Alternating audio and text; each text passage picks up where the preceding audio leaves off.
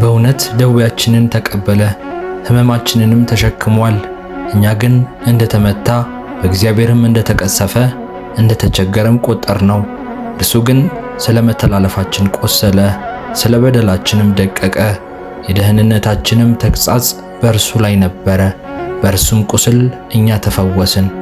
እኛ ሁላችን እንደ በጎች ተቅበዝብዘን ጠፋን፣ ከእኛ እያንዳንዱ ወደ ገዛ መንገዱ አዘነበለ። እግዚአብሔርም የሁላችንንም በደል በእርሱ ላይ አኖረ።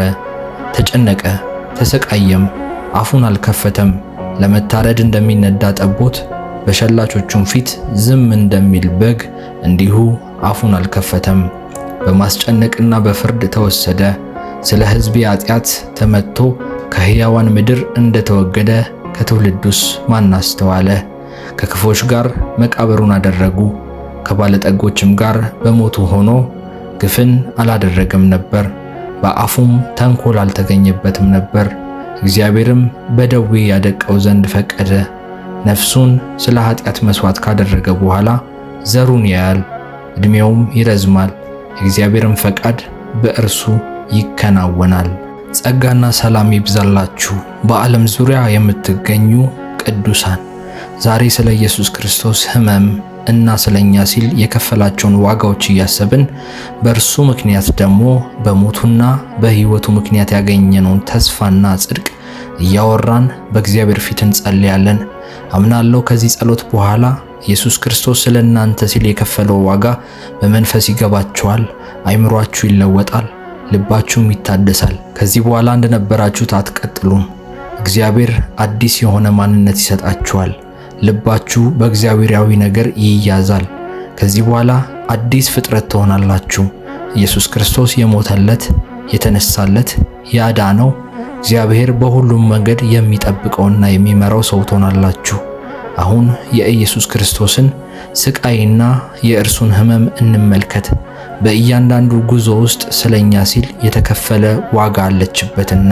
ጌታችን ኢየሱስ ክርስቶስ በጌተሰማኒ የአትክልት ስፍራ ያሳለፈው ሰዓት የመስቀሉ መከራ ከመጀመሩ በፊት የነፍሱ መከራ የተገለጠበት ትልቅ ምስጢር ነው።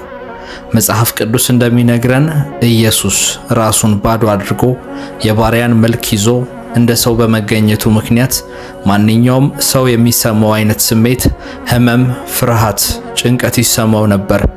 በዚያች ምሽት በጌተሰማኒ የነበረው ተሞክሮ እጅግ አሳዛኝና ዘግናኝ አስጨናቂም ነበር። ሊቀበለው ያለው መከራ ከስጋዊ ሕመም በላይ የዓለምን ኃጢአት ተሸክሞ የአባቱን የመለየት መንፈሳዊ ጭንቀት ጭምር ነበረበት። በማቴዎስ ወንጌል ምዕራፍ 26 ቁጥር 8 ላይ ነፍሴ እስከ ሞት ድረስ እጅግ አዘነች በማለት ኢየሱስ የተናገረው ቃል በሰውነቱ ላይ ያለውን ከፍተኛ የጭንቀት ጥልቀት ያሳየናል። ይሄ ጭንቀት ምን ያክል ከባድ እንደነበረ ሉቃስ በመጽሐፍ ቅዱስ ላይ ሲዘግብ ላቡም በምድር ላይ እንደሚወርድ እንደ ደም ጠብታ ነበረ ይላል። ሉቃስ ምዕራፍ 22 ቁጥር 44 ላይ ይህ ሁኔታ በሕክምናው ዓለም በጣም ከባድ ተብሎ ሲነገር አንድ ሰው ሊሸከመው ከሚችለው በላይ የሆነ ከፍተኛ የስነ ልቦና ጫና፣ ፍርሃት፣ ድብርት ውስጥ ሲወድቅ በቆዳው ቀዳዳ ላይ ያሉ ጥቃቅን የደም ስሮች ፈንድተው ላቡ ከደም ጋር ተቀላቅሎ የሚወጣበት በጣም ብርቅ የሆነ ክስተት ነው። ይሄ የሚያሳየው ኢየሱስ ክርስቶስ ገና ሳይገረፍ ሳይሰቀል በውስጣዊ ማንነቱ ማለትም በነፍሱ ምን ያህል ተሰብሮ እንደነበረ የሚያሳይ ነው። የሕክምና ምሁራን እንደሚሉት በዚህ ደረጃ የደም ላብ ያፈሰሰ ሰው ቆዳው እጅግ ስስና ለሕመም ተጋላጭ ስለሚሆን ከጥቂት ሰዓታት በኋላ ለደረሰበት ግርፋትና ስቃይ እጥፍ ድርብ አድርጎበታል።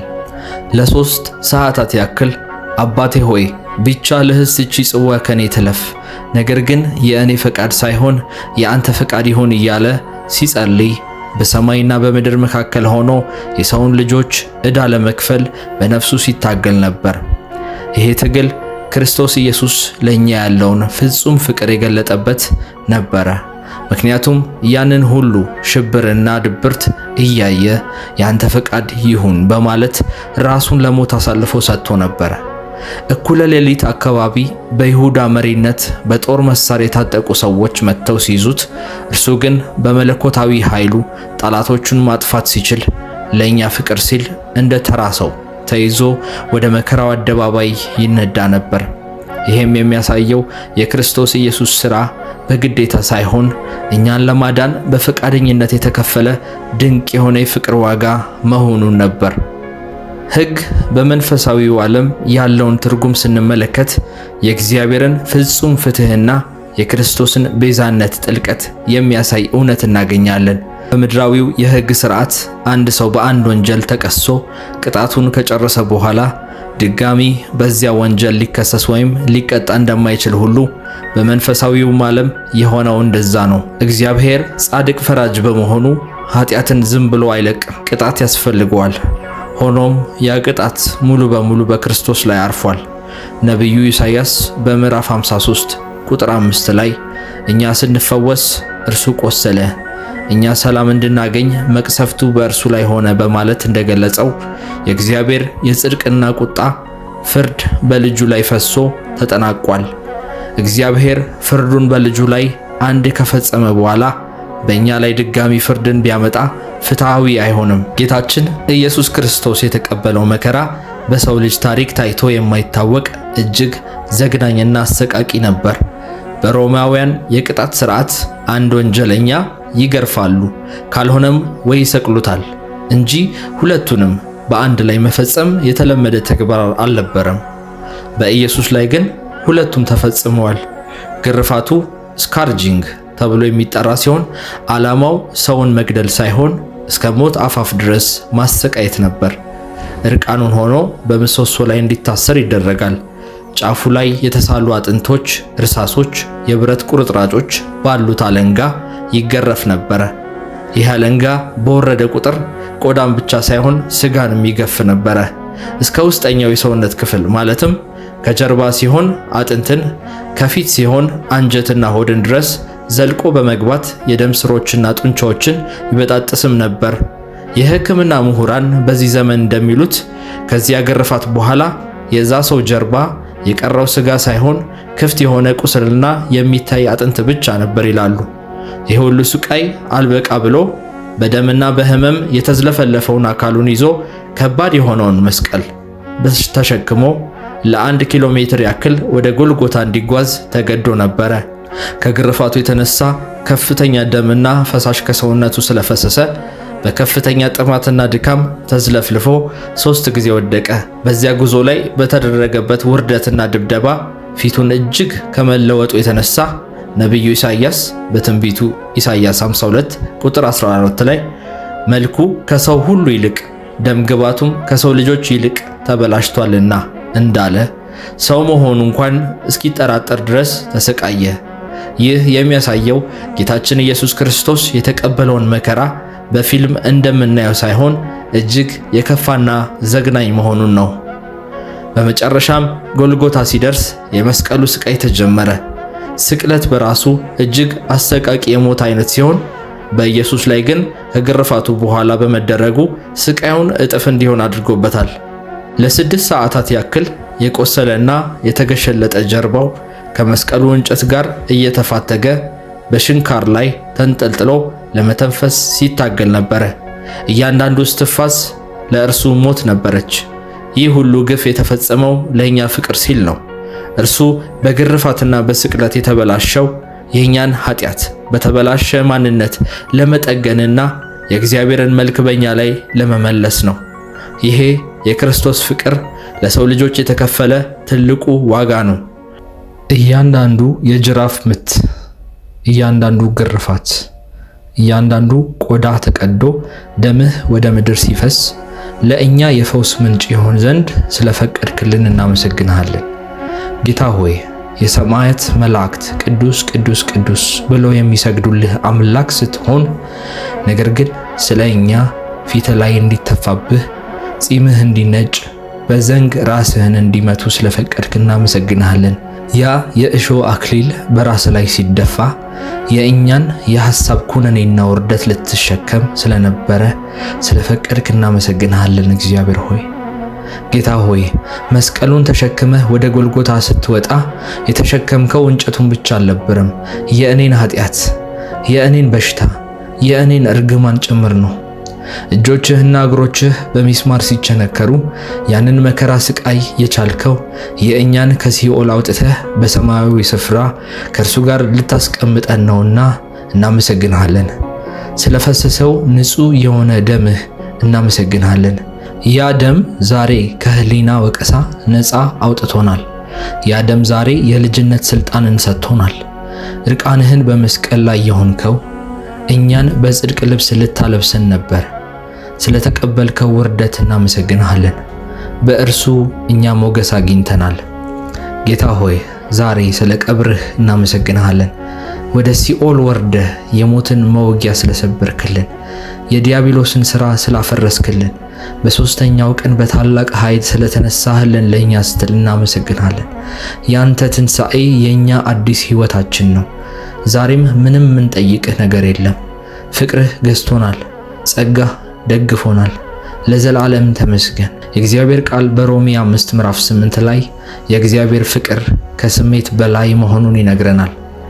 የኢየሱስ ሥጋ ለምን ተቀደደ? ኢሳይያስ ምዕራፍ 53 ቁጥር 5 ላይ እያንዳንዱ ግርፋት ለሰው ልጅ ሥጋዊና መንፈሳዊ ፈውስ የተከፈለ ውድ ዋጋ መሆኑን ያብራራልናል። በጌታ በኢየሱስ ክርስቶስ ሕመም፣ መከራና ትንሣኤ ላይ ብቻ ያተኮረ የፍቅሩን ጥልቀት የምናስብበት የምስጋና መስዋዕት ብቻ የምናቀብርበት ይሄ ድንቅ የመስጠት ጸሎት። ጌታ ኢየሱስ ክርስቶስ ሆይ ስለኛ ብለህ ወደዚች ምድር ስለመጣ እናመሰግንሃለን። የሰማይን ክብር ትተህ የስልጣንን ዙፋን ትተህ እንደ እኛ ሰው ስለሆንክልን እናመሰግንሃለን። ስለኛ ብለህ በግርግም ተወልደሃል።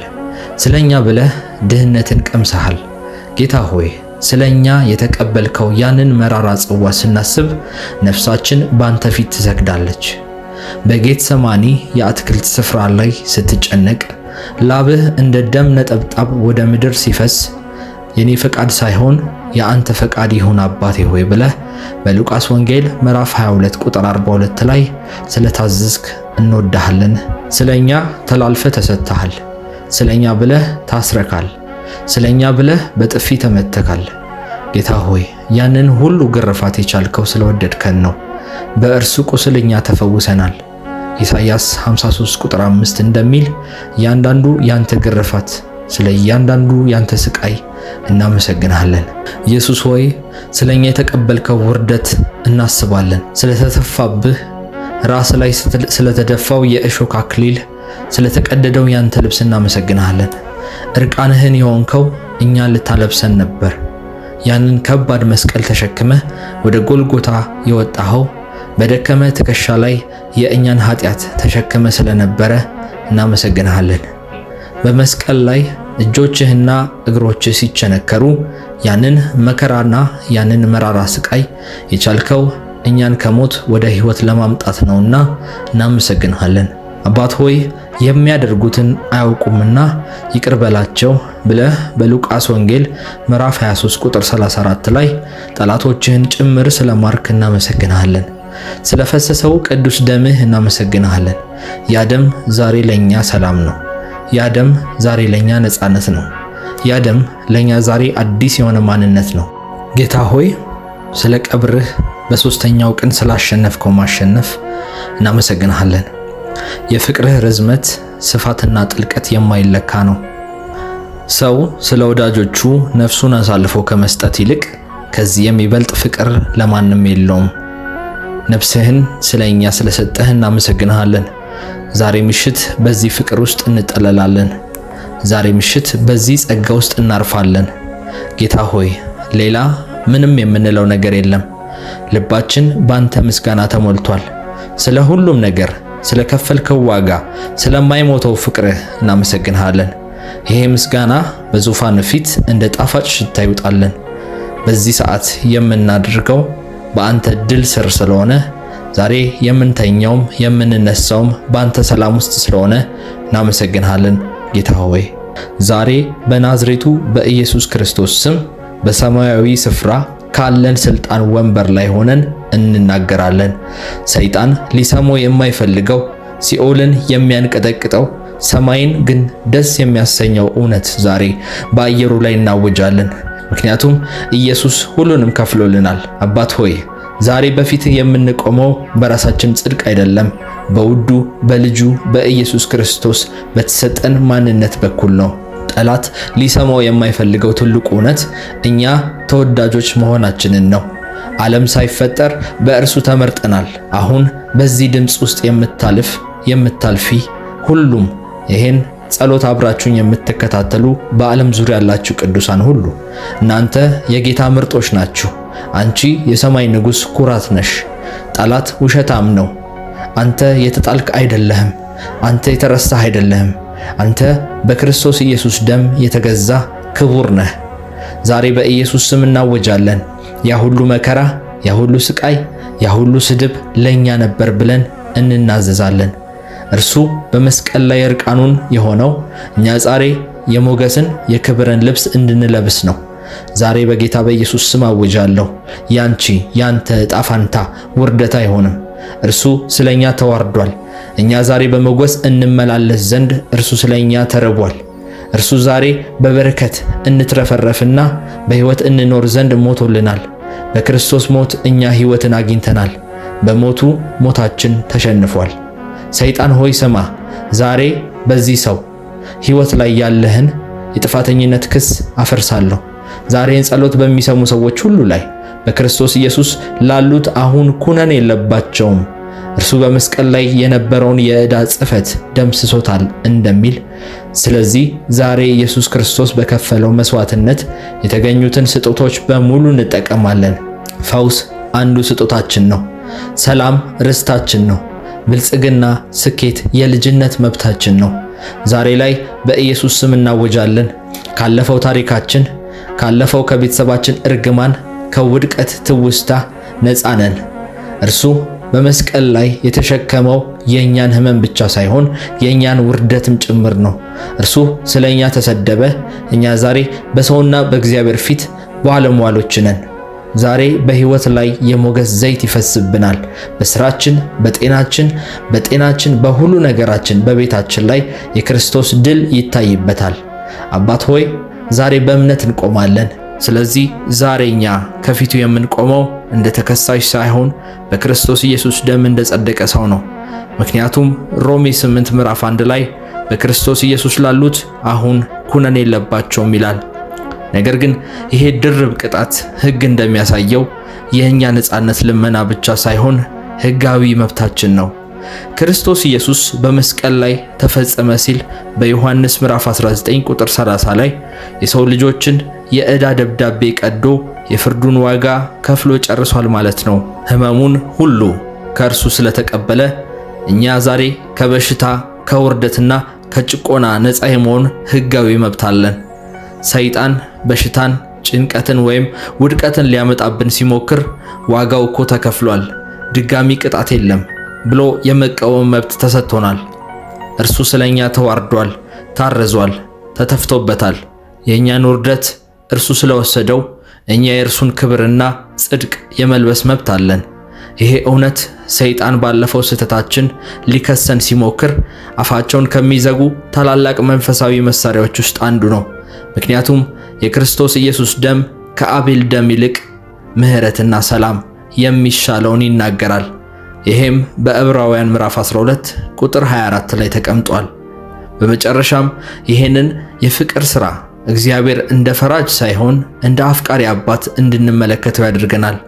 በዚህ ሰዓትም በዚህ ወቅት የምንቆመው ዋጋ ለመክፈል ሳይሆን የተከፈለልንን ዋጋ ለማሰብና ያንን በረከት በሕይወታችን ላይ ለመቀበል ነው። ክርስቶስ የሞተው ለነገውም ኃጢአታችን ሳይቀር ነው። ማንኛውም የኩነኔ ድምፅ በእኛ ላይ ሥልጣን የለውም።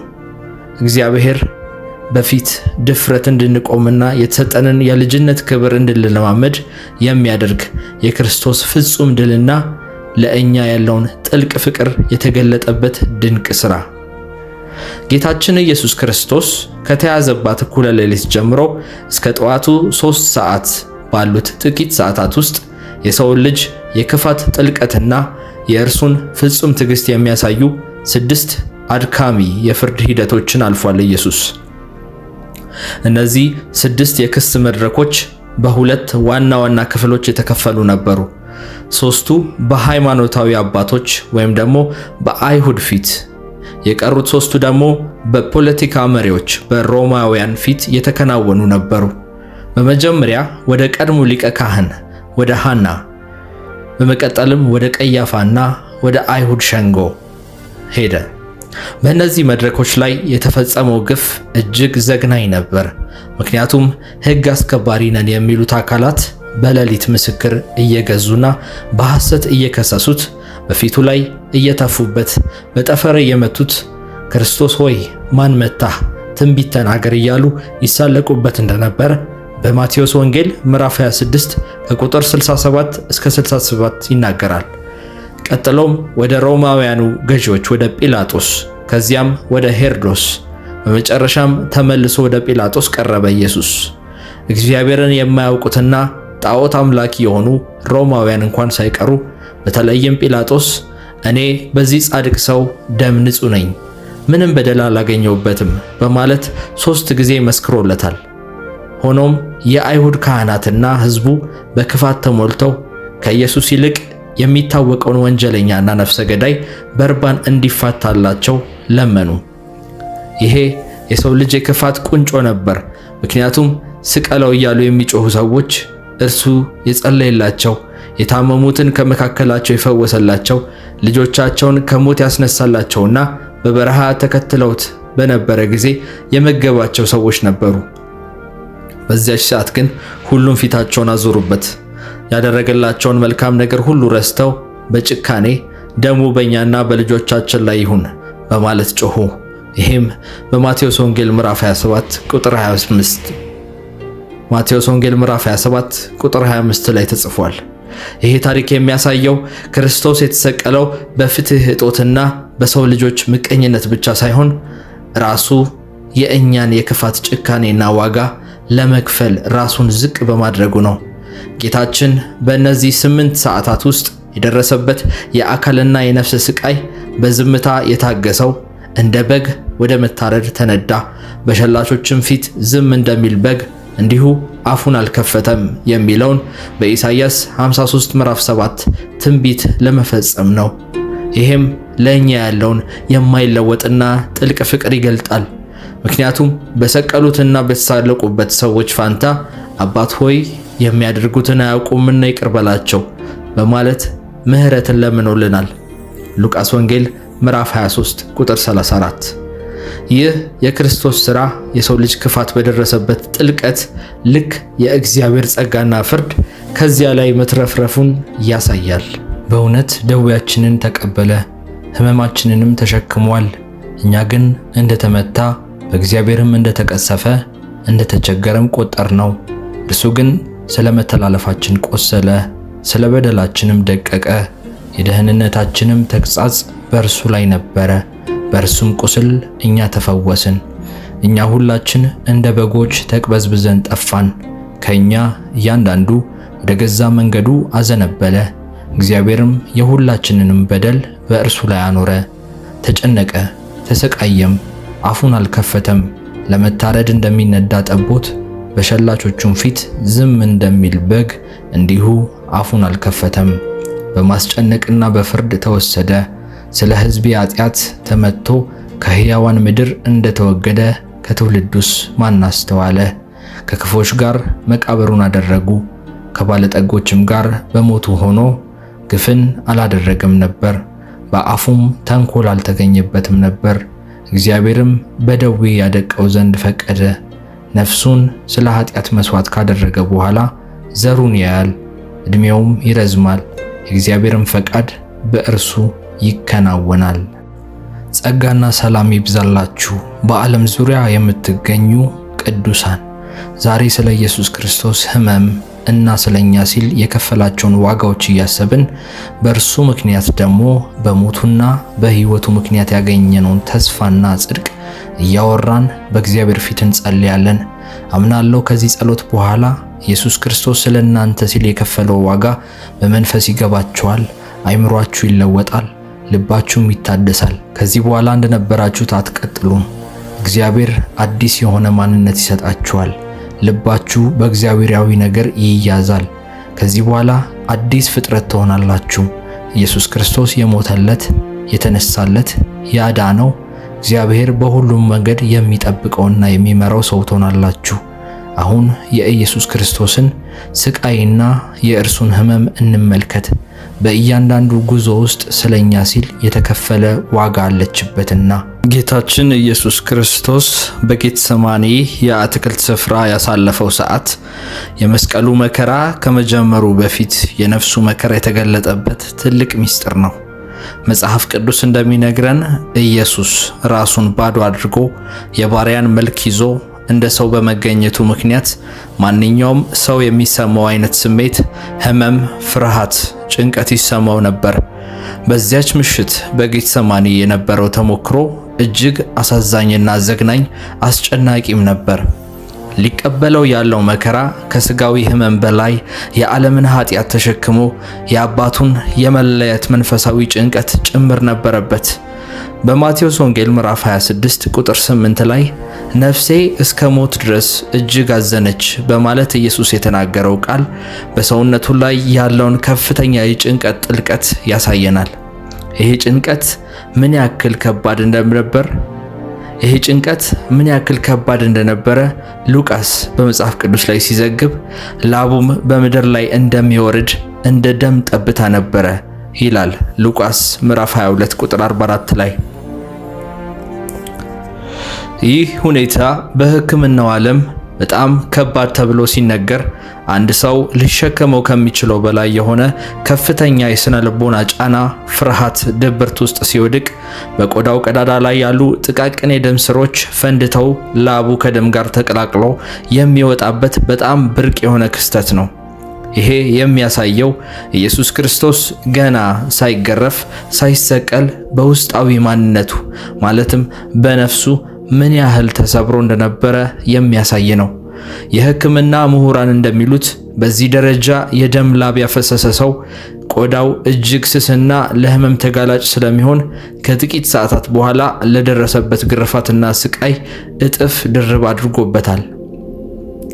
ለ3 ሰዓታት ያክል አባቴ ሆይ ቢቻልህስ ይህች ጽዋ ከኔ ትለፍ፣ ነገር ግን የእኔ ፈቃድ ሳይሆን የአንተ ፈቃድ ይሁን እያለ ሲጸልይ በሰማይና በምድር መካከል ሆኖ የሰውን ልጆች ዕዳ ለመክፈል በነፍሱ ሲታገል ነበር።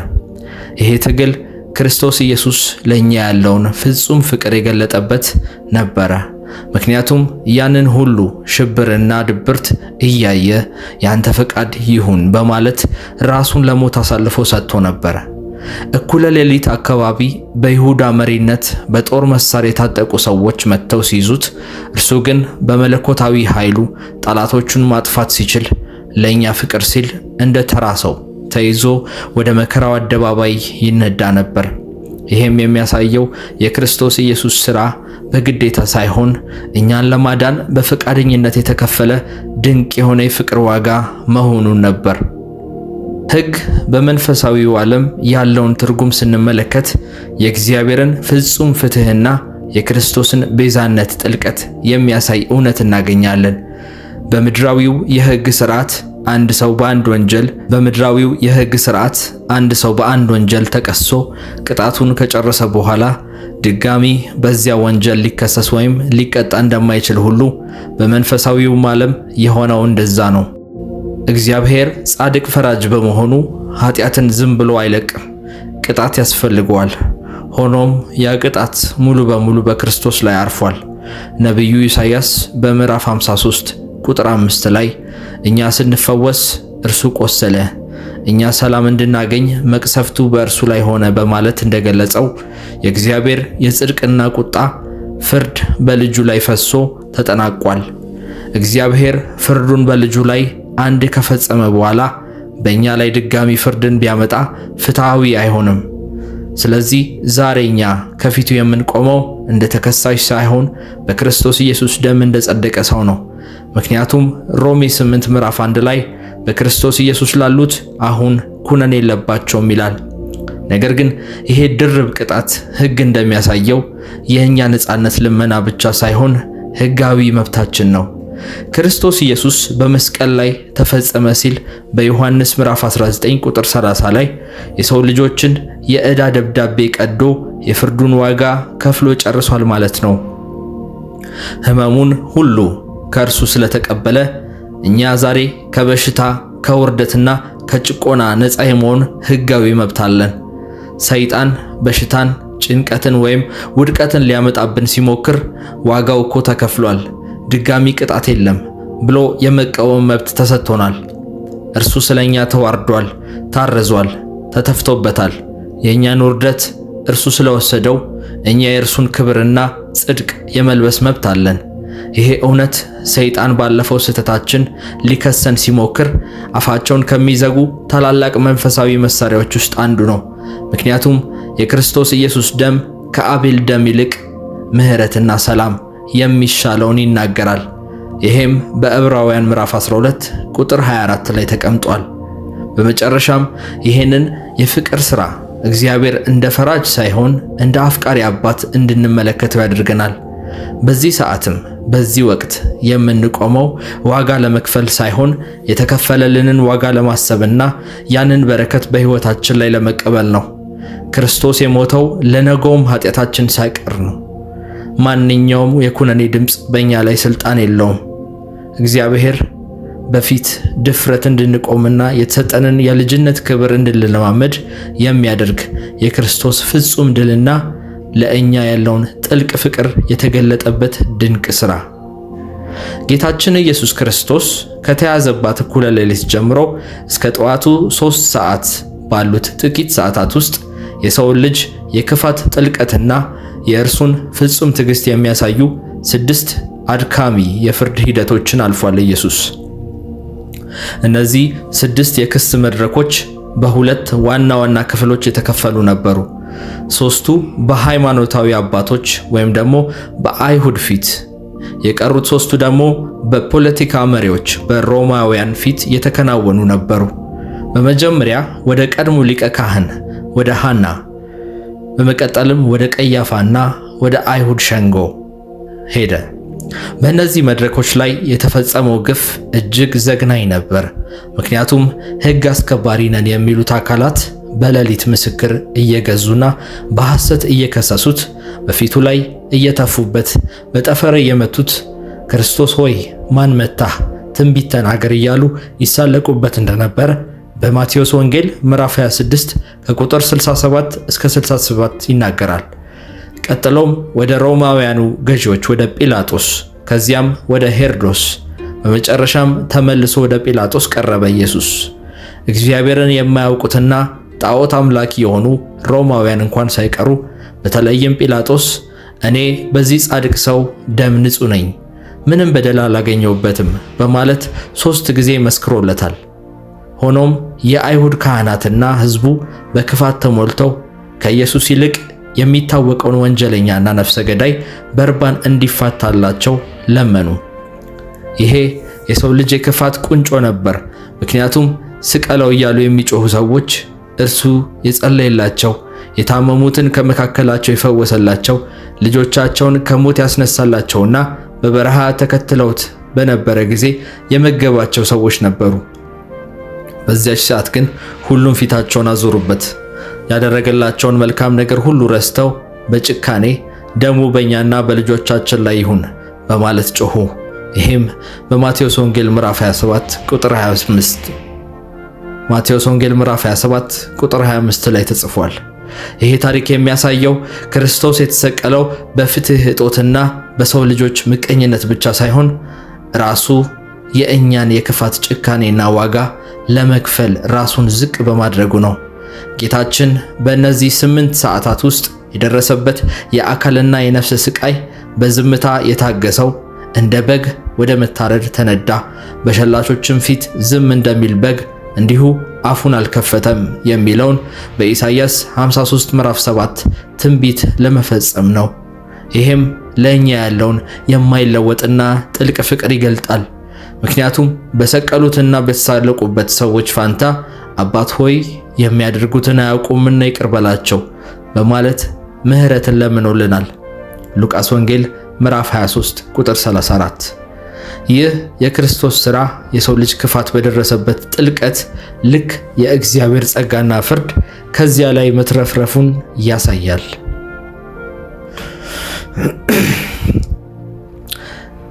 ጌታችን ኢየሱስ ክርስቶስ የተቀበለው መከራ በሰው ልጅ ታሪክ ታይቶ የማይታወቅ እጅግ ዘግናኝና አሰቃቂ ነበር። በሮማውያን የቅጣት ሥርዓት አንድ ወንጀለኛ ይገርፋሉ፣ ካልሆነም ወይ ይሰቅሉታል እንጂ ሁለቱንም በአንድ ላይ መፈጸም የተለመደ ተግባር አልነበረም። በኢየሱስ ላይ ግን ሁለቱም ተፈጽመዋል። ግርፋቱ ስካርጂንግ ተብሎ የሚጠራ ሲሆን ዓላማው ሰውን መግደል ሳይሆን እስከ ሞት አፋፍ ድረስ ማሰቃየት ነበር። እርቃኑን ሆኖ በምሰሶ ላይ እንዲታሰር ይደረጋል።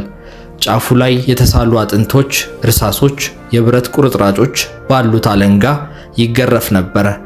ይህ አለንጋ በወረደ ቁጥር ቆዳን ብቻ ሳይሆን ስጋንም ይገፍ ነበረ። እስከ ውስጠኛው የሰውነት ክፍል ማለትም ከጀርባ ሲሆን አጥንትን፣ ከፊት ሲሆን አንጀትና ሆድን ድረስ ዘልቆ በመግባት የደም ስሮችና ጡንቻዎችን ይበጣጥስም ነበር። የሕክምና ምሁራን በዚህ ዘመን እንደሚሉት ከዚያ ግርፋት በኋላ የዛ ሰው ጀርባ የቀረው ስጋ ሳይሆን ክፍት የሆነ ቁስልና የሚታይ አጥንት ብቻ ነበር ይላሉ።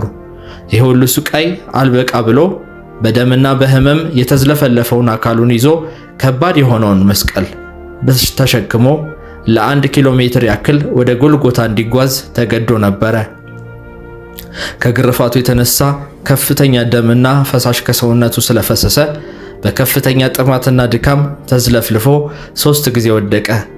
በዚያ ጉዞ ላይ በተደረገበት ውርደትና ድብደባ ፊቱን እጅግ ከመለወጡ የተነሳ ነቢዩ ኢሳይያስ በትንቢቱ ኢሳይያስ 52 ቁጥር 14 ላይ መልኩ ከሰው ሁሉ ይልቅ ደምግባቱም ከሰው ልጆች ይልቅ ተበላሽቷልና እንዳለ ሰው መሆኑ እንኳን እስኪጠራጠር ድረስ ተሰቃየ። ይህ የሚያሳየው ጌታችን ኢየሱስ ክርስቶስ የተቀበለውን መከራ በፊልም እንደምናየው ሳይሆን እጅግ የከፋና ዘግናኝ መሆኑን ነው። በመጨረሻም ጎልጎታ ሲደርስ የመስቀሉ ስቃይ ተጀመረ። ስቅለት በራሱ እጅግ አሰቃቂ የሞት አይነት ሲሆን በኢየሱስ ላይ ግን ከግርፋቱ በኋላ በመደረጉ ስቃዩን እጥፍ እንዲሆን አድርጎበታል። ለ6 ሰዓታት ያክል የቆሰለና የተገሸለጠ ጀርባው ከመስቀሉ እንጨት ጋር እየተፋተገ በሽንካር ላይ ተንጠልጥሎ ለመተንፈስ ሲታገል ነበረ። እያንዳንዱ እስትንፋስ ለእርሱ ሞት ነበረች። ይህ ሁሉ ግፍ የተፈጸመው ለእኛ ፍቅር ሲል ነው። እርሱ በግርፋትና በስቅለት የተበላሸው የእኛን ኃጢአት በተበላሸ ማንነት ለመጠገንና የእግዚአብሔርን መልክ በእኛ ላይ ለመመለስ ነው። ይሄ የክርስቶስ ፍቅር ለሰው ልጆች የተከፈለ ትልቁ ዋጋ ነው። እያንዳንዱ የጅራፍ ምት፣ እያንዳንዱ ግርፋት፣ እያንዳንዱ ቆዳ ተቀዶ ደምህ ወደ ምድር ሲፈስ ለእኛ የፈውስ ምንጭ ይሆን ዘንድ ስለፈቀድክልን እናመሰግንሃለን። ጌታ ሆይ የሰማያት መላእክት ቅዱስ ቅዱስ ቅዱስ ብለው የሚሰግዱልህ አምላክ ስትሆን ነገር ግን ስለ እኛ ፊት ላይ እንዲተፋብህ ጺምህ እንዲነጭ በዘንግ ራስህን እንዲመቱ ስለፈቀድክ እናመሰግንሃለን። ያ የእሾህ አክሊል በራስ ላይ ሲደፋ የእኛን የሐሳብ ኩነኔና ውርደት ልትሸከም ስለነበረ ስለፈቀድክ እናመሰግንሃለን። እግዚአብሔር ሆይ ጌታ ሆይ መስቀሉን ተሸክመህ ወደ ጎልጎታ ስትወጣ የተሸከምከው እንጨቱን ብቻ አልነበረም። የእኔን ኃጢአት፣ የእኔን በሽታ፣ የእኔን እርግማን ጭምር ነው። እጆችህና እግሮችህ በሚስማር ሲቸነከሩ ያንን መከራ ስቃይ የቻልከው የእኛን ከሲኦል አውጥተህ በሰማያዊ ስፍራ ከእርሱ ጋር ልታስቀምጠን ነውና እናመሰግንሃለን። ስለፈሰሰው ንጹሕ የሆነ ደምህ እናመሰግንሃለን። ያ ደም ዛሬ ከህሊና ወቀሳ ነፃ አውጥቶናል። ያ ደም ዛሬ የልጅነት ስልጣንን ሰጥቶናል። እርቃንህን በመስቀል ላይ የሆንከው እኛን በጽድቅ ልብስ ልታለብሰን ነበር። ስለተቀበልከው ውርደት እናመሰግንሃለን። በእርሱ እኛ ሞገስ አግኝተናል። ጌታ ሆይ ዛሬ ስለ ቀብርህ እናመሰግንሃለን። ወደ ሲኦል ወርደህ የሞትን መውጊያ ስለሰበርክልን፣ የዲያብሎስን ሥራ ስላፈረስክልን፣ በሶስተኛው ቀን በታላቅ ኃይል ስለተነሳህልን ለኛ ስትል እናመሰግናለን። ያንተ ትንሣኤ የኛ አዲስ ሕይወታችን ነው። ዛሬም ምንም የምንጠይቅህ ነገር የለም። ፍቅርህ ገዝቶናል፣ ጸጋህ ደግፎናል። ለዘላለም ተመስገን። የእግዚአብሔር ቃል በሮሜ 5 ምዕራፍ 8 ላይ የእግዚአብሔር ፍቅር ከስሜት በላይ መሆኑን ይነግረናል። የኢየሱስ ሥጋ ለምን ተቀደደ? ኢሳይያስ ምዕራፍ 53 ቁጥር 5 ላይ እያንዳንዱ ግርፋት ለሰው ልጅ ሥጋዊና መንፈሳዊ ፈውስ የተከፈለ ውድ ዋጋ መሆኑን ያብራራልናል። በጌታ በኢየሱስ ክርስቶስ ሕመም መከራና ትንሣኤ ላይ ብቻ ያተኮረ የፍቅሩን ጥልቀት የምናስብበት የምስጋና መስዋዕት ብቻ የምናቀብርበት ይሄ ድንቅ የምስጠት ጸሎት።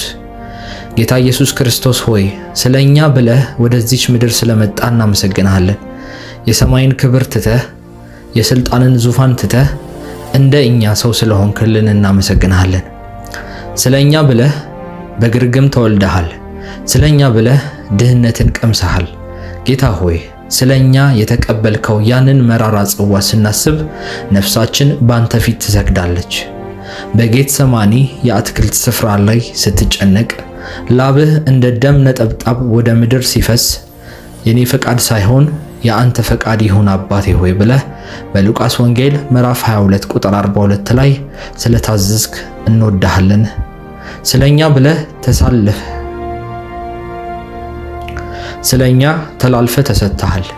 ስለኛ ብለህ ታስረካል። ስለኛ ብለህ በጥፊ ተመተካል። ጌታ ሆይ ያንን ሁሉ ግርፋት የቻልከው ስለወደድከን ነው። በእርሱ ቁስል እኛ ተፈውሰናል። ኢሳይያስ 53 ቁጥር 5 እንደሚል እያንዳንዱ ያንተ ግርፋት፣ ስለ እያንዳንዱ ያንተ ስቃይ እናመሰግናለን። ኢየሱስ ሆይ ስለኛ የተቀበልከው ውርደት እናስባለን። ስለተተፋብህ ራስ ላይ ስለተደፋው የእሾህ አክሊል፣ ስለተቀደደው ያንተ ልብስ እናመሰግናለን። እርቃንህን የሆንከው እኛን ልታለብሰን ነበር። ያንን ከባድ መስቀል ተሸክመህ ወደ ጎልጎታ የወጣኸው በደከመ ትከሻ ላይ የእኛን ኃጢአት ተሸክመ ስለነበረ እናመሰግናለን። በመስቀል ላይ እጆችህና እግሮችህ ሲቸነከሩ ያንን መከራና ያንን መራራ ስቃይ የቻልከው እኛን ከሞት ወደ ሕይወት ለማምጣት ነውና እናመሰግናለን። አባት ሆይ የማያደርጉትን አያውቁንምና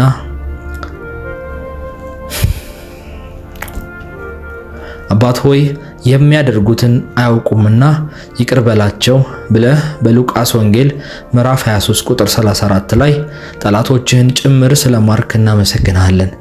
ስለፈሰሰው ቅዱስ ደምህ እናመሰግናለን። ያ ደም ዛሬ ለኛ ሰላም ነው። ያ ደም ዛሬ ለኛ ነፃነት ነው። ያ ደም ለኛ ዛሬ አዲስ የሆነ ማንነት ነው። ጌታ ሆይ ስለ ቀብርህ በሶስተኛው ቀን ስላሸነፍከው ማሸነፍ እናመሰግናለን። የፍቅርህ ርዝመት ስፋትና ጥልቀት የማይለካ ነው። ሰው ስለ ወዳጆቹ ነፍሱን አሳልፎ ከመስጠት ይልቅ ከዚህ የሚበልጥ ፍቅር ለማንም የለውም። ነፍስህን ስለኛ ስለሰጠህ እናመሰግናለን። ዛሬ ምሽት በዚህ ፍቅር ውስጥ እንጠለላለን። ዛሬ ምሽት በዚህ ጸጋ ውስጥ እናርፋለን። ጌታ ሆይ ሌላ ምንም የምንለው ነገር የለም። ልባችን ባንተ ምስጋና ተሞልቷል። ስለ ሁሉም ነገር፣ ስለ ከፈልከው ዋጋ፣ ስለማይሞተው ፍቅርህ እናመሰግንሃለን። ይሄ ምስጋና በዙፋን ፊት እንደ ጣፋጭ ሽታ ይውጣልን። በዚህ ሰዓት የምናደርገው በአንተ ድል ስር ስለሆነ ዛሬ የምንተኛውም የምንነሳውም በአንተ ሰላም ውስጥ ስለሆነ እናመሰግንሃለን። ጌታ ሆይ ዛሬ በናዝሬቱ በኢየሱስ ክርስቶስ ስም በሰማያዊ ስፍራ ካለን ስልጣን ወንበር ላይ ሆነን እንናገራለን። ሰይጣን ሊሰማው የማይፈልገው ሲኦልን የሚያንቀጠቅጠው ሰማይን ግን ደስ የሚያሰኘው እውነት ዛሬ በአየሩ ላይ እናውጃለን። ይህ ጸሎት የልመና ጸሎት ብቻ ሳይሆን የባለቤትነት አዋጅ ነው። ምክንያቱም ኢየሱስ ሁሉንም ከፍሎልናል። አባት ሆይ ዛሬ በፊትህ የምንቆመው በራሳችን ጽድቅ አይደለም፣ በውዱ በልጁ በኢየሱስ ክርስቶስ በተሰጠን ማንነት በኩል ነው።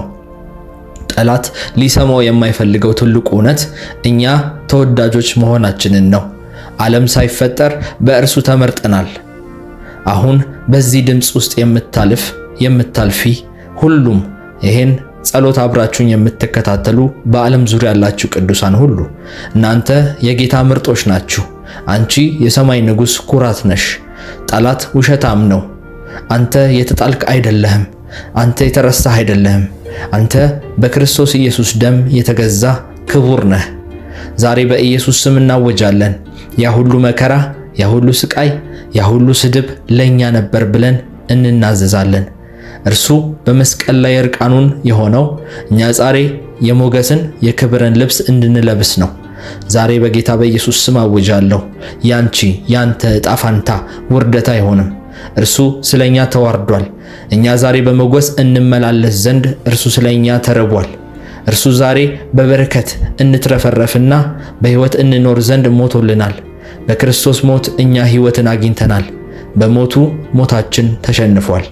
ሰይጣን ሆይ ስማ፣ ዛሬ በዚህ ሰው ሕይወት ላይ ያለህን የጥፋተኝነት ክስ አፈርሳለሁ።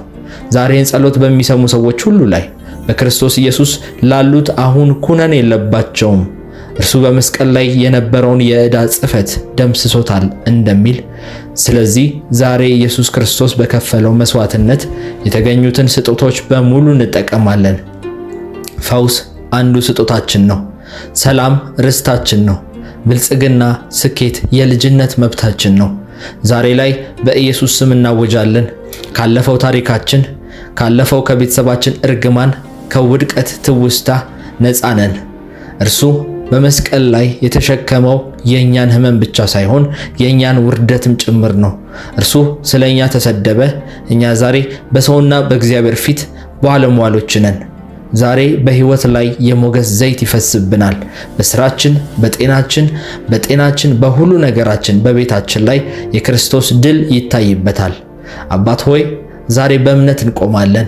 እኛም የእግዚአብሔር ልጆች እንደሆንን ያ መንፈስ ራሱ ከመንፈሳችን ጋር ይመሰክራል ተብሎ በሮሜ መጽሐፍ ምዕራፍ 8 ቁጥር 16 ላይ እንደተነገረ እኛ የንጉሥ ልጆች ነን። ዛሬ በኢየሱስ ክርስቶስ ስም መሸነፍን እምቢ እንላለን። ሕመም በሰውነታችን ላይ ስልጣን የለውም። ድህነት በቤታችን ላይ ስፍራ የለውም። ጨለማ በሐሳባችን ላይ ኃይል የለውም። ምክንያቱም ብርሃኑ የእግዚአብሔር መጥቷል። ክርስቶስ ተነስቷል። እኛም ከእርሱ ጋር አብረን ከሞት ተነስተናልና። ይህን ጸሎት የምትሰሙ በሙሉ አሁን በመንፈሳችሁ ተነሱና አወጁ። እኔ የተባረኩ ነኝ። እኔ የተፈወስኩ ነኝ። እኔ የሞገስ ሰው ነኝ። ጠላትን ዛሬ ድምፅህን ሰምቶ ይሸሻል። እንደዚህ ብላችሁ ስትጸልዩ ለእግዚአብሔር ተገዙ፣ ዲያብሎስን ግን ተቃወሙት እርሱም ከእናንተ ይሸሻል ተብሎ በያዕቆብ መልእክት ምዕራፍ 4 ቁጥር 7 ላይ እንደተጻፈ ዛሬ እንቃወመዋለን። ዛሬ በክርስቶስ ማንነታችን ላይ እንመካለን። የእግዚአብሔር መንፈስ በዚህ ስፍራ አለ። አሁን የምንገባው ወደ ተራ የሆነ ንግግር ወይም ሁለት ሰዎች ቁጭ ብለው እንደሚያወሩት ተራ ወሬ ሳይሆን ወደ ሰማያዊው ቅድስተ ቅዱሳን ነው የምንገባው። በዙፋኑ ፊት ተደፍተን በተሰበረ ልብ ደግሞ በልጅነታችን ስልጣን በእግዚአብሔር ፊት እንጸልያለን። መንፈስ ቅዱስ ሆይ አሁን እያንዳንዱን ካፋችን የሚወጡትን ቃል አንተ ተረከብ። አባት ሆይ በመጀመሪያ ከግርማዊነት ፊት እንቀርባለን። አንተ አልፋና ኦሜጋ መጀመሪያና መጨረሻው ነህ። በዚህ ሰዓት የሚሰማኝን ሰው ሕይወት በመለኮታዊ እቅፍ ውስጥ በኢየሱስ ስም ክተተው። ጌታ ሆይ አንተ የሰላም አምላክ ነህና አሁን በቤቱ በክፍሉ ባለንበት ይህን ጸሎት አብሮ በሚጸልይ ሰው ሁሉ በልባቸው ውስጥ ሰላምህን አፍስስ። ያ ከአእምሮ በላይ የሆነው የእግዚአብሔር ሰላም ተብሎ በፊልጵስዩስ ምዕራፍ 4 ቁጥር 7 ላይ የተጻፈው ያንተ ፍጹም ሰላም አሁን እንደ ወንዝ ይፍሰስ በኢየሱስ ስም። እግዚአብሔር ሆይ እኛ ባዶ ነን፣ አንተ ግን ሙላታችን ነህ። እኛ ደካሞች ነን፣ አንተ ግን ኃይላችን ነህ። አሁን በዚህ ቅጽበት ይህን ጸሎት አብሮኝ የሚሰማውን ሰው መንፈሱን ወደ ላይ አንሳው። እግዚአብሔር ሆይ ከምድራዊ ጭንቀት፣ ከቀን በቀን ጩኸት፣ ከነጋ ስጋት በላይ እግዚአብሔር ሆይ ከፍ አድርገው። በእግዚአብሔር የሚያምኑ ግን ኃይላቸውን በእግዚአብሔር ላይ ያድሳሉ፣ እንደ ንስር በክንፍ ይወጣሉ ተብሎ በኢሳይያስ 40 ቁጥር 31 ላይ እንደተጻፈው አሁን ያ መንፈስ በኢየሱስ ስም ከፍ ያርጋቸው፣ እንደ ንስር መብረር ይጀምሩ። ንስር በምድር ላይ ሳይሆን በሰማይ በርቀት እንደሚበር እግዚአብሔር ሆይ መብረር ይጀምሩ። ጌታ ሆይ አሁን ወደ አንተ ፈውስ እንመጣለን። እግዚአብሔር ሆይ ፈውስ ስንል ስለ ስጋችን ብቻ አይደለም፣ ስለ ቆሰለ ነፍስ፣ ስለ ተሰበረ ማንነት፣ ስለ ደከመ ተስፋም ጭምር ነው። ዛሬ በኢየሱስ ስም አሁን ያ የፈውስ ኃይል በእያንዳንዱ ሰዎች ፊት እንዲያልፍ ጸልያለሁ። በኢየሱስ ክርስቶስ ደም ቁስሉ ተፈውሰናል እንደሚል በኢሳይያስ 53 ላይ ያ የፈውስ ቃል አሁን ስጋቸውን ይንካ። ካንሰር በኢየሱስ ስም ይርገፍ። የደም ውስጥ ያለ በሽታ በኢየሱስ ስም ይጥፋ። ስር የሰደዱ ህመሞች በጌታ በኢየሱስ ስም ስልጣን ይነቀሉ። እግዚአብሔር ሆይ አንተ ከሁሉ በላይ በውስጥ ማንነት ያለውን ስብራት በኢየሱስ ስም በውስጣቸው ጠግን። አሁን በልጅነት የተፈጠረ በውስጣቸው ያለ ቁስል በአስተዳደጋቸው፣ በመውጣታቸው፣ በመግባታቸው፣ በቤተሰቦቻቸው፣ በትዳር አጋሮቻቸው የተጎዱ ሰዎች፣ በሰዎች ንግግር የደሙ ልቦች፣ በውድቀት የተሰበሩ እምነቶች አሁን በኢየሱስ ስም እንድዳስሳቸው እጅህ እንዲለውጣቸው ጸልያለሁ። አንተ ልባቸው የተሰበረውን የሚፈውስ ቁስላቸውንም የሚጠግን ተብለህ በመዝሙረ ዳዊት 147 ቁጥር 3 ላይ የተጻፍክ አምላክ ነህ። አሁኑኑ በኢየሱስ ስም ያ ያንተ ቅባት ይውረድ። አሁን ሰዎች ይፈወሱ። በዚህ ሰዓት ደግሞ የጨለማውን ኃይል በኢየሱስ ክርስቶስ ስም እንቃወማለን። በአየር ላይ፣ በምድር ላይ በሐሳብ የሚሰለጥነውን የጠላት ውጊያ በኢየሱስ ስልጣን እንገስጻለን። በሰማያት በምድርም በታች ያሉት ሁሉ በኢየሱስ ክርስቶስ ስም ዘንድ ይንበርከኩ ዘንድ እንደተጻፈ አንተን የሚያመልኩ አንተን የሚፈሩ ያንተን ሰዎች አስሮ የያዘው ፍርሃት፣ ይሄ ሰንሰለት አሁኑኑ በኢየሱስ ስም ይበጠስ። የጭንቀት መንፈስ ይርገፍ።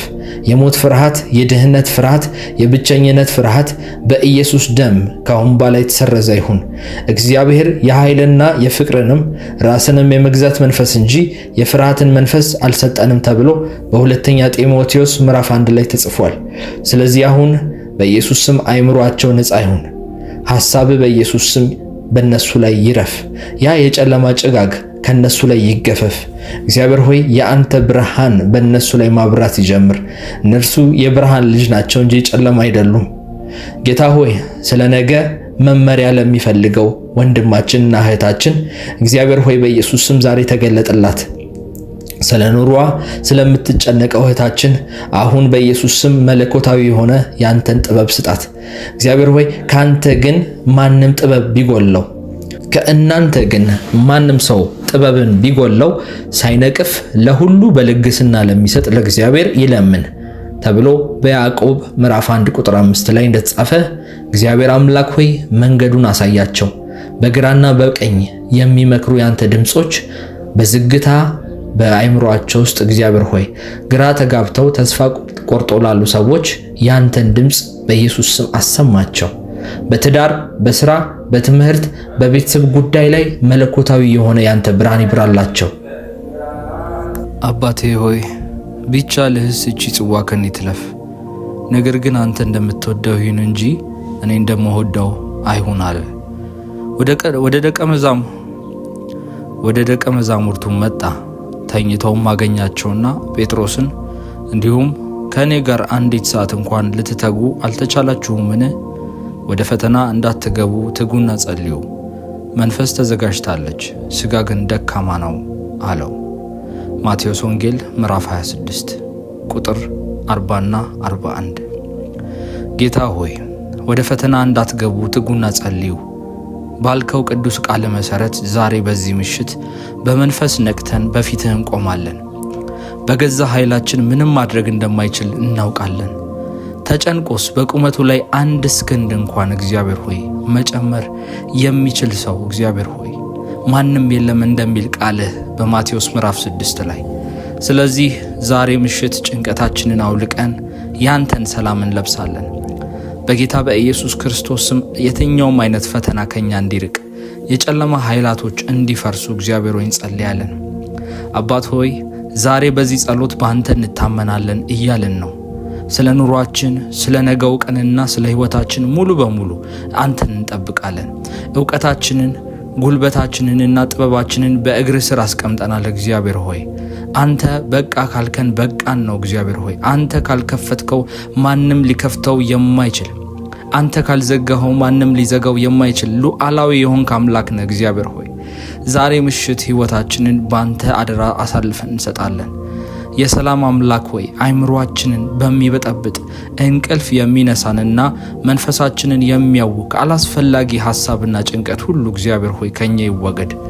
የእግዚአብሔር ሰላም ልባችሁና ሐሳባችሁን ይጠብቃል ተብሎ በፊልጵስዩስ ምዕራፍ 4 ላይ እንደተጻፈ ዛሬ ምሽት ሰላምህን በቤታችን ላይ አፍስስ።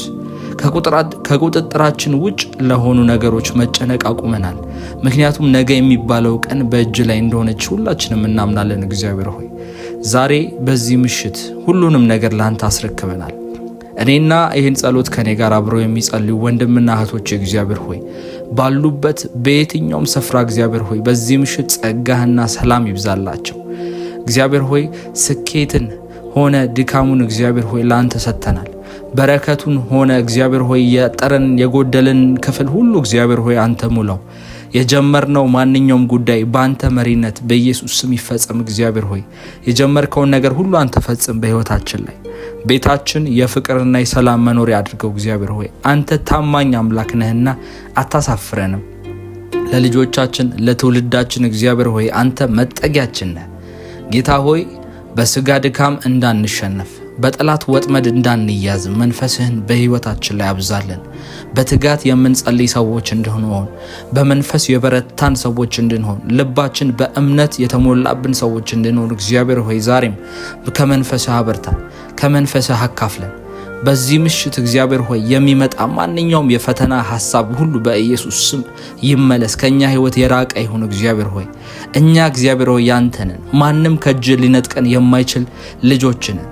አንተ ደግሞ የኛ ጠባቂያችን ነህ። እግዚአብሔር ሆይ አንተ ከላያችን ላይ ሸክምን የምታቃለልን ጌታ ነህ። እግዚአብሔር ሆይ በዚህ ምሽት በሰላም እንተኛለን። ነገም እግዚአብሔር ሆይ በታላቅ ተስፋና በታላቅ ድል እንነሳለን። የፈተና ደጆች ሁሉ እግዚአብሔር ሆይ በኢየሱስ ስም ይዘጉ። የበረከቶች ደጆች ብቻ አንተ ይከፈቱ። እግዚአብሔር ሆይ አንተ ታማኝ አምላክ ነህ። እግዚአብሔር ሆይ መጽሐፍ ቅዱስ ወደ ቲቶ ምዕራፍ 3 ቁጥር 3 እና 6 ላይ እኛ ደግሞ አስቀድመን የማናስተውል ነበርንና የማንታዘዝ የምንስት ለምኞትና ለልዩ ተድላ እንደ ባሪያዎች የምንገዛ በክፋትና በመቀኝነት የምንኖር የምንጣላ እርስ በርሳችን የምንጠላላ ነበርን። ነገር ግን የመድኃኒታችን የእግዚአብሔር ቸርነት ሰውን መውደዱ በተገለጠ ጊዜ እንደ ምሕረቱ መጠን ለአዲስ ልደት የሚሆነው መታጠብና በመንፈስ ቅዱስ በመታደስ አዳነን እንጂ እኛ ስላደረግነው በጽድቅ ስለነበረው ስራም አይደለም። ያን መንፈስ ቅዱስም በጸጋው ጸድቀን በዘላለም ሕይወት ተስፋ ወራሾች እንድንሆን በመድኃኒታችን በኢየሱስ ክርስቶስ ለኛ አትርፎ አፈሰሰው እንደሚል እግዚአብሔር ሆይ በዛሬ በፊትህ ቀርበናል። አባት ሆይ ዛሬ በፊትህ መተናል። ልባችንንም በፊትህ እናቀርባለን። እግዚአብሔር ሆይ በምታስቀምጠን ቦታ ሁሉ ታማኝ ለመሆን እግዚአብሔር ሆይ እንናፍቃለን። ልባችንን እናስገዛለን። ጌታ ሆይ ሁሉ ለአንተ አሳልፈን እንሰጣለን። ጊዜያችንን አንተ ተረከብ። ኑሯችንን ባጠገባችን ያሉ ሰዎችን ሁሉ እግዚአብሔር ሆይ ለአንተ አደራ አሳልፈን እንሰጣለን። በአንተ ላይ ታምኖ እንደመጠበቅ እግዚአብሔር ሆይ ጠቃሚ የሆነ ነገር የለምና አንተን መጠበቅ ሁሉ ጊዜ እንደሚጠቅመን እግዚአብሔር ሆይ እኛን እንደሚረዳን እንደሚያግዘን እናውቃለንና ዛሬ ደግሞ በዚህ ጸሎት እግዚአብሔር ሆይ በቤተሰባችን በስራችን በሕይወታችን ውስጥ ዘልቀህ ጥልቅ እንድትገባ በኢየሱስ ስም እንጋብዛለን። አባት ሆይ በአንተ ላይ እንጣበቃለን። ዛሬ ብቻችንን ማድረግ ቢኖርብን እንኳን ብንችልም እንኳን እግዚአብሔር ሆይ ዛሬ ግን በአንተ ላይ እንደገፋለን።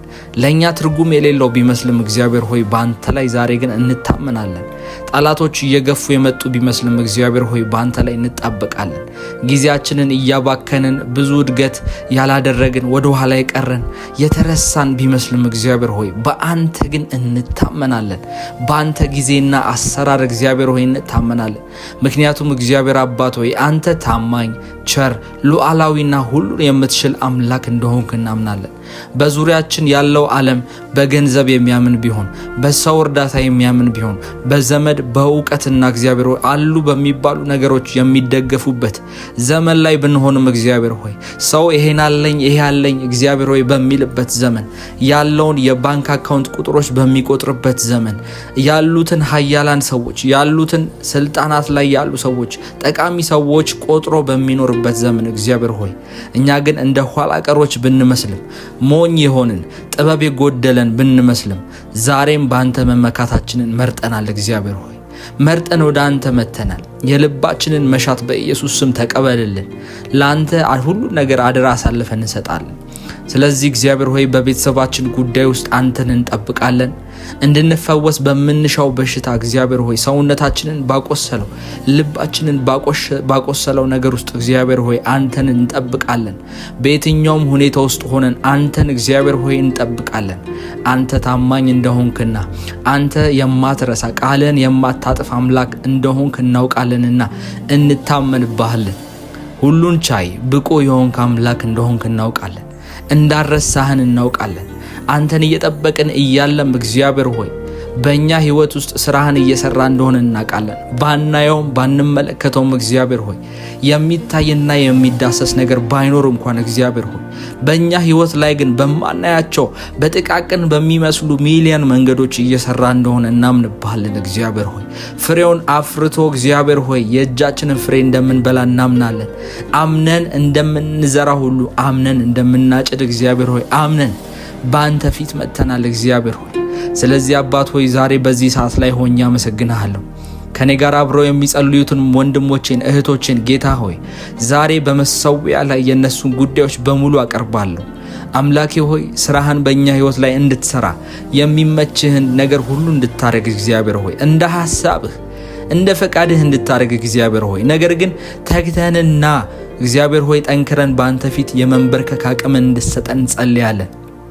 በየጊዜውና በየወቅቱ በየሁኔታው ላንተ ታማኝ የሆንን ሰዎች እንድንሆን እግዚአብሔር ሆይ አንተን ከፊታችን የምናስቀድም የሆንን ባሪያዎች እንድንሆን በኢየሱስ ስም እርዳን። እውነት ለመናገር እግዚአብሔር ሆይ አንተን አስቀድሞ የሚያፍር አንተን ወደፊት አድርጎ ያፈረ የከሰረ የተዋረደ ሰው እንደሌለ እናውቃለን። እግዚአብሔር ሆይ ዛሬም እናስቀድመሃለን።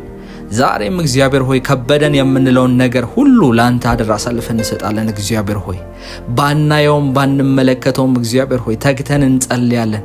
እንደ ደከሙት ሐዋርያቶች ሳንሆን እግዚአብሔር ሆይ በፊትህ ተደፍቶ እንደሚጸልየው እንደ ኢየሱስ እንድንሆን እርዳን። እግዚአብሔር ሆይ ፈተና በመጣ ሰዓትና ህይወት ከባድ ቻሌንጅ በሞላበት ሰዓት እግዚአብሔር ሆይ በአራቱም አቅጣጫ የተለያዩ ውጊያዎች በህይወታችን ላይ በተከፈቱ ሰዓት እግዚአብሔር ሆይ የሥራ በሮች ሲዘጉ፣ የትዳር በሮች ሲዘጉ፣ ሰው ሁሉ የዘገየንና ወደ ኋላ የቀረን ሲመስለው እግዚአብሔር ሆይ በአንተ ላይ ግን እንታመናለን።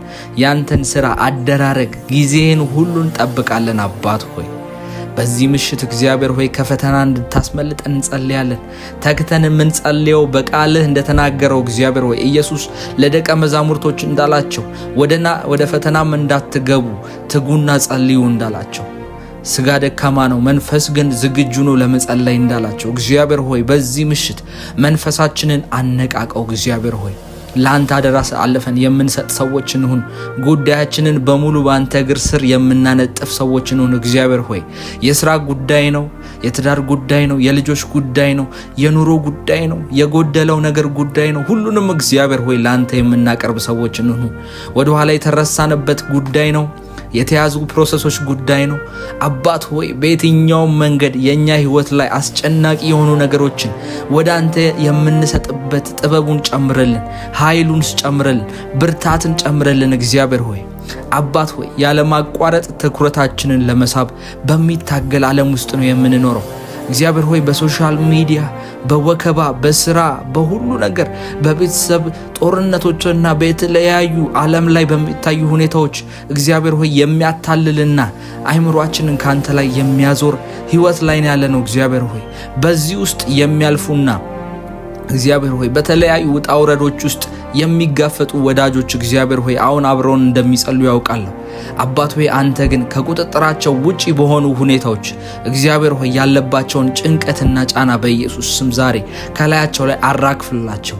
ኢየሱስ ያቺ ጎባጣ የነበረችውን ሴትዮዋን እግዚአብሔር ሆይ ሁሉም ሊያያት በማይፈልግበትና ሁሉም ከዚህ ቦታ እንድትወጣ ኢየሱስ ደግሞ እንዳይጸልይላት በዛ ቤተ መቅደስ ውስጥ እግዚአብሔር ሆይ እንድትወጣ በሚፈልግበት ቦታ እግዚአብሔር ሆይ ኢየሱስ ግን ያቺን ሴት ለይቶ ከመከራዋና ከችግሯ ወገቧን ካጎበጠው ጉዳይ ነፃ እንዳወጣት እግዚአብሔር ሆይ ዛሬ በዚህ ምሽት ሰው ችላ ያለው ሰው ፊቱን ያዞረባቸው ሰዎች እግዚአብሔር ሆይ አንተ ግን የነሱን ጎባጣነት የተሸከሙትን ቀንበር የምታቅባቸውን ሰዎች ዛሬ እግዚአብሔር ሆይ ቀና አርጋቸው።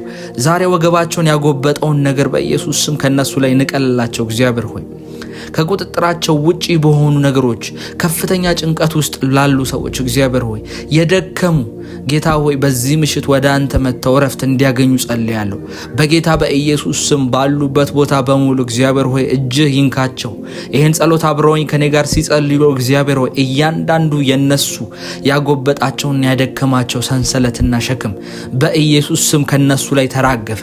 በጌታ በኢየሱስ ስም ከነሱ ላይ ተራገፈ።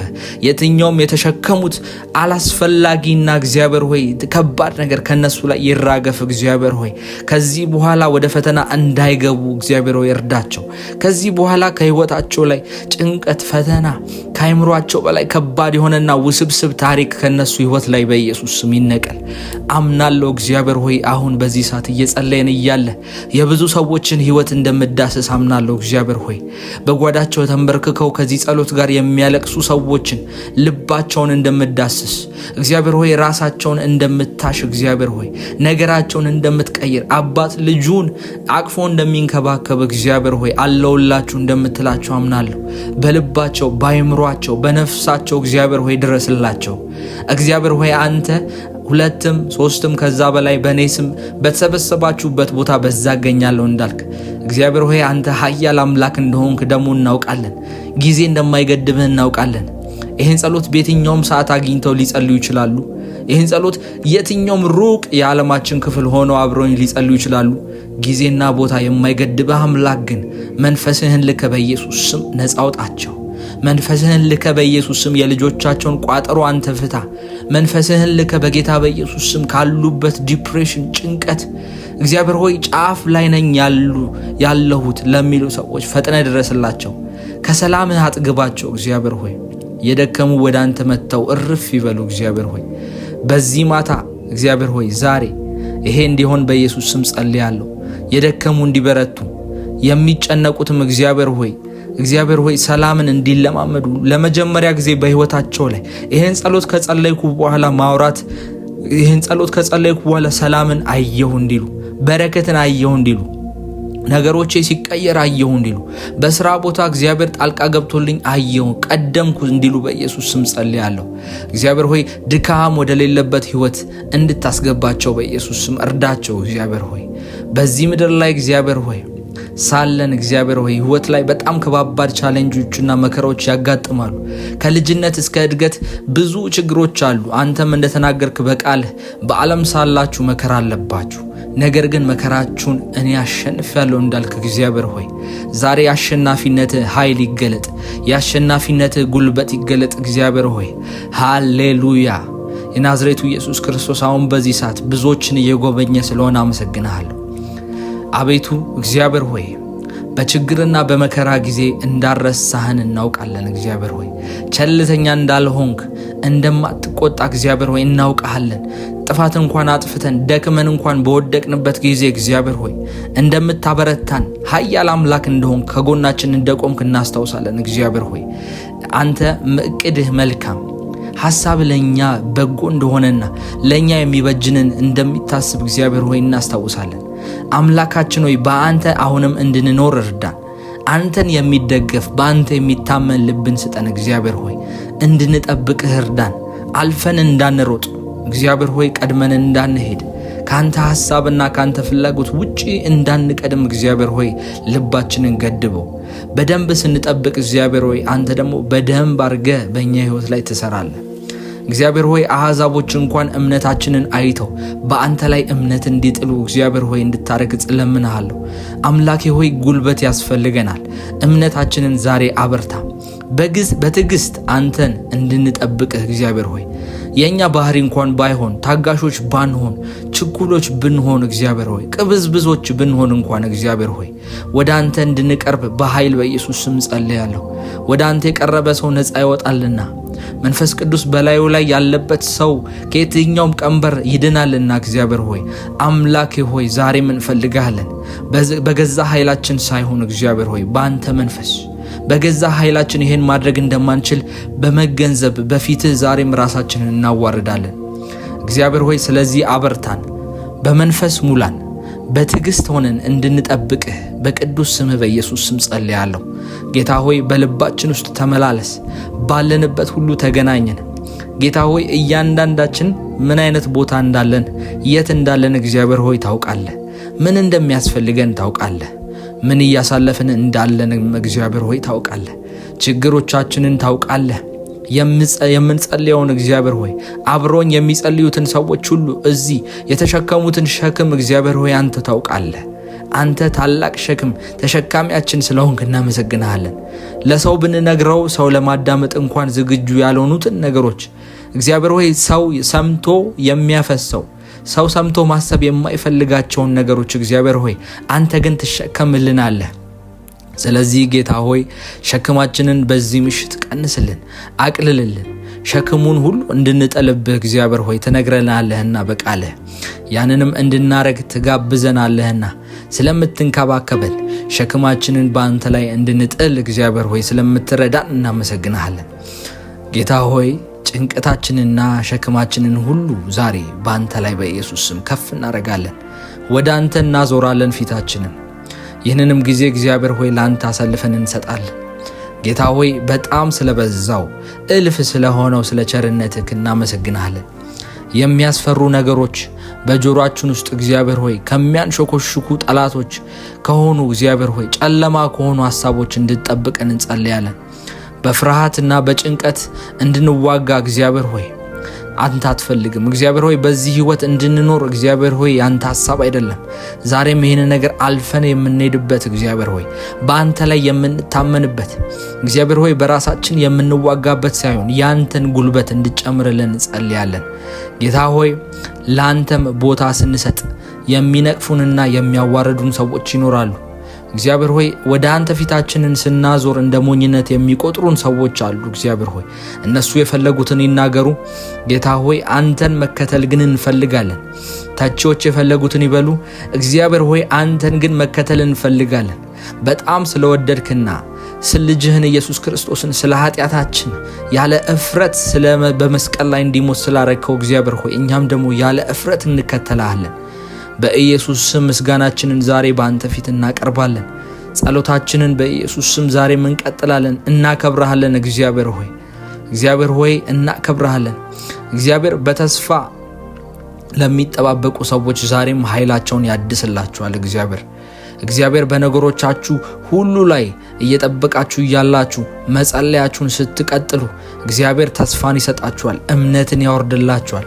አሁን ካላችሁበት ውጥረትና ካላችሁበት የስቃይ ህይወት እግዚአብሔር አሻግሮ ማዶ በረከት ወዳለበት ስፍራ እግዚአብሔር ከፍ ወዳለበት ስፍራ ያሻግራችኋል።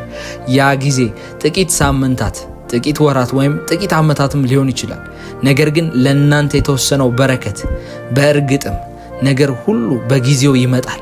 እስከዚያም ድረስ በእግዚአብሔር በእኛ ውስጥ በእኛ ዙሪያ ነገሮችን ሊያደርግ እንደሚችል ማመን አለብን። ጌታ ሆይ አሁን እያንዳንዳችን የገጠመን ስላለው ፈተና እንደምታውቅና በዛ ጉዳይ ደግሞ እንደምትረዳን እንደምትራራልንም በማመን እናመሰግናለን። እግዚአብሔር ሆይ ሁሉን ለአንተ እንተውልሃለን። ጌታ ሆይ በአንተ አማካኝነት እግዚአብሔር ሆይ ብዙ ፈተናዎችን ውጣ ውረዶችን አልፈናል። በአንተ ዛሬም እንደገፋለን። እግዚአብሔር ሆይ ተስፋችን ወደ ሆንከው ወደ አንተ ብቻ እንመለከታለን። አባት ሆይ በመንፈስ ቅዱስ ኃይል በእኛ ውስጥ እግዚአብሔር ሆይ ምን እያደረክ እንደሆነ እንድንረዳ ልባችንን ለምታደርገው ነገር እንድንከፍትል በኢየሱስ ስም እርዳን። በዙሪያችን ምን እያደረክ እንዳለህና እየረዳህን እንዳለ እግዚአብሔር ሆይ እንድናውቅ አይኖቻችን እንዲከፈት በኢየሱስ ስም እርዳን። አበርታን። ጌታ ሆይ ከእኛ ጋር ተመላለስ። አሁንም በምድረ በዳ ውስጥ እግዚአብሔር ሆይ ሳለን ለሁላችንም እግዚአብሔር ሆይ ምሬት እንድታደርግልን ምሽት በእሳት አምድ ቀን በዳመና እስራኤላውያንን ይመራቸው ነበር ተብሎ እንደተጻፈ እግዚአብሔር ሆይ ወዴት እንደምንሄድ አናውቅም፣ ምን እንደምናደርግ አናውቅም። ነገር ግን መንፈስ ቅዱስ አንተ እንድታበረታን፣ አንተ እንድንበረታን በኢየሱስ አንተ እንድታሻግረን እንጸልያለን። አምላኬ ሆይ በኢየሱስም ወደዚያ ወደ ክብር ወዳለበት ስፍራ እንዲሻገሩ ወደ ሰበክላቸው ስፍራ ወደ ተናገርካቸው ትንቢት እንዲደርሱ በኢየሱስ ስም ጸልያለሁ።